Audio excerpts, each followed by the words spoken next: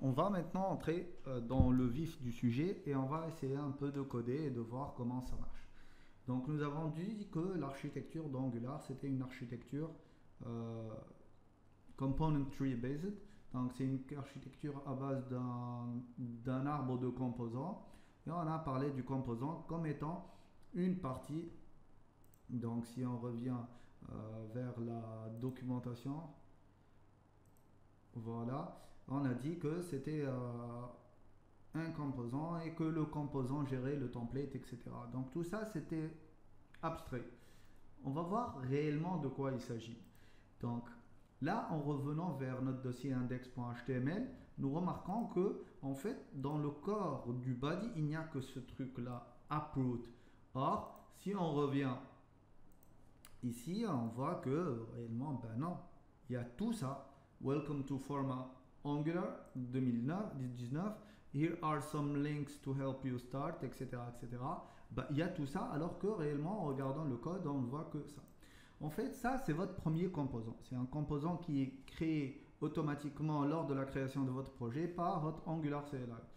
Et si on fait un contrôle et qu'on appuie sur ça, on se trouve sur un dossier qui s'appelle app.component.ts.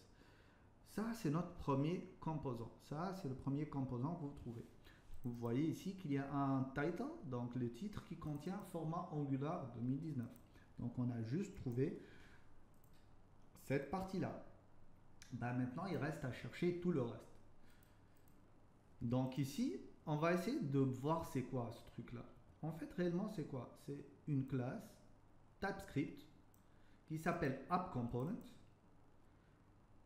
Et si on vient dans l'app module, eh ben on comprend pourquoi il nous dit que je vais vous bootstrapper le app component. En fait, il parle de cette classe-là.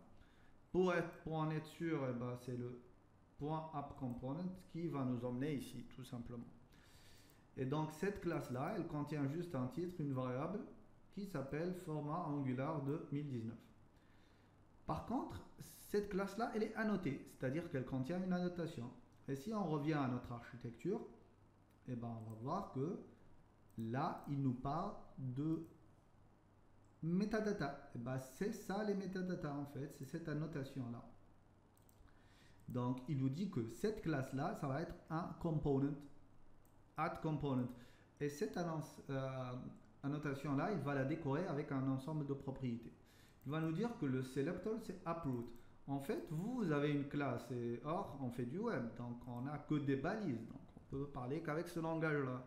Et ben, le uproot, c'est le nom, l'identifiant, le sélecteur de votre balise. Donc, en lui disant qu'on veut afficher le tag uproot, en fait, réellement, on lui dit va nous afficher notre composant.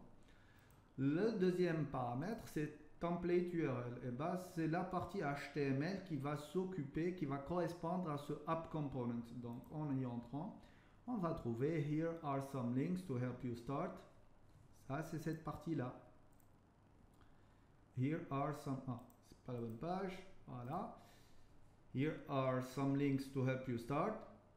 Ensuite, en revenant ici, welcome to title. Title, c'est en fait le nom de cette variable-là. Et c'est pour ça que ici, il fait welcome to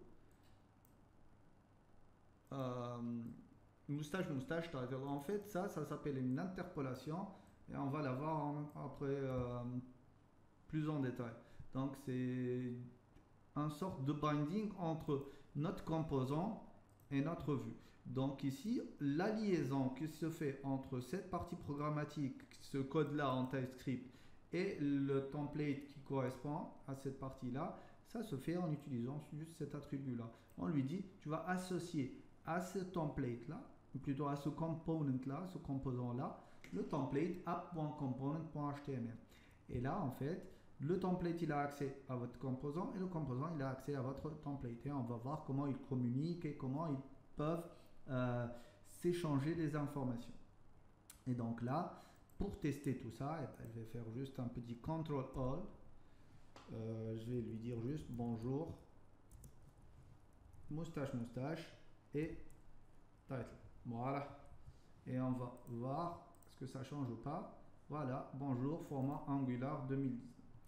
Et on peut voir autre chose. Vous voyez ici que si je vais, juste une seconde, voilà, ici au niveau du app component, si je vais modifier ici pour dire Ayman Sellerti, voilà, et bien qu'est-ce qui se passe? En fait, il va recompiler ici et il va automatiquement m'afficher bonjour Ayman Sellerti. Et en fait, c'est normal parce que Angular, il va mettre des listeners, des écouteurs sur toutes les variables de votre composant, et c'est une des variables du composant va changer, et ben Angular, il va automatiquement mettre à jour la partie, le template qui correspond, donc la variable, en utilisant cette interpolation là avec le double moustache. Voilà. Et donc ça, c'est notre premier composant. Donc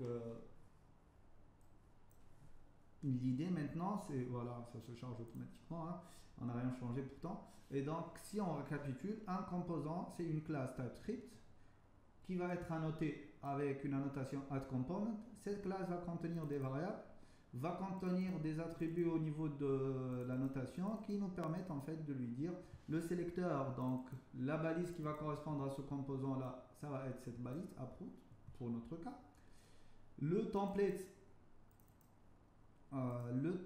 URL c'est component.html et la partie CSS, on va prouver ça, ça va être la partie CSS qui va correspondre à ce composant là. Bon, je vais lui dire que je vais avoir une balise P et que le background color, ça va être du red, et que le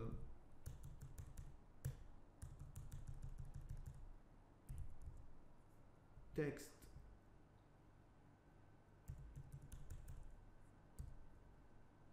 plutôt le color, ça va être du yellow. Voilà. Et là, on va voir est-ce que ça va changer ou pas au niveau de notre... Ah, bien sûr, ça ne changera pas parce que je n'ai pas mis mon élément dans un paragraphe, tout simplement. Donc voilà. Et là, ça devrait marcher. Et donc, on va voir que là, on a un bonjour Ayman Sellerti avec du rouge et du jaune, du sang et or. Voilà, voilà. Et donc, ça, c'est notre premier composant.